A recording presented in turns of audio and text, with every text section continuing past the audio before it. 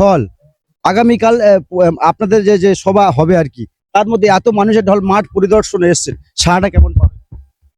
আপনারা জানেন যে এই ঢোলা বাজারকে কেন্দ্র করে বিভিন্ন দল, বিভিন্ন রাজনৈতিক দল হচ্ছে সভা ডাকে, কিন্তু আপনারা হচ্ছে বিগত দিনেও দেখেছেন যে ঢোলার এই আপনি যাকে হচ্ছে ব্রিগেড ময়দান মানে বলছেন, হ্যাঁ বাস্তবে মানে এটা হচ্ছে ঢোলার বড় ময়দান, ব্রিগেড ময়দান বলতে পারেন।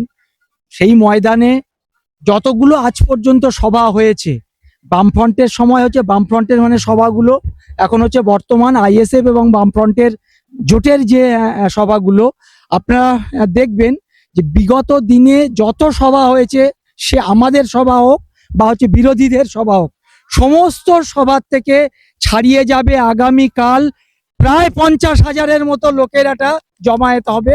আমরা সবাই মানে যৌথ আমরা নেতৃত্বরা আমরা আশা প্রকাশ করছি প্রায় 50,000-এর একটা জমায়েত হবে এখানে। এই যে বারবার শাসকের পক্ষ থেকে বা তৃণমূল কংগ্রেসের পক্ষ থেকে বলা হচ্ছে যে আপনাদের বাম বাম আইএসএফ জোট হয়নি, আপনারা গ্রাউন্ড লেভেলে জোটটা করেছে, এই যে নিন্দা করছে নিন্দুকেরা ভাই বললেন, এটাকে নিয়ে কি বলছেন?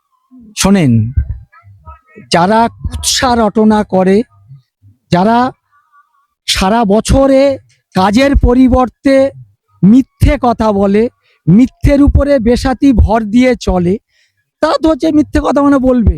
নিন্দুকের কাজ হচ্ছে নিন্দা করা, নিন্দা কথা বলা। আপনারা তার প্রমাণ দেখে নেবেন।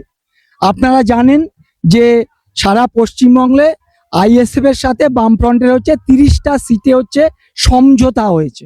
সেই সমঝোতার ভিত্তিতে কুলপি বিধানসভা কেন্দ্রে আইএসএফ প্রার্থী এবং রায়দিঘি বিধানসভা কেন্দ্রে আমরা সিপিএম এর প্রার্থী।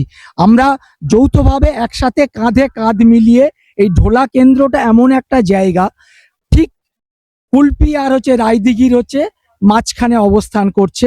কালকে যেমন সিপিআইএম এর হচ্ছে কর্মী সমর্থকরা নেতৃত্বরা থাকবে, ঠিক পাশাপাশি আইএসএফ এর কর্মী সমর্থকরা এবং নেতৃত্বরা থাকবে।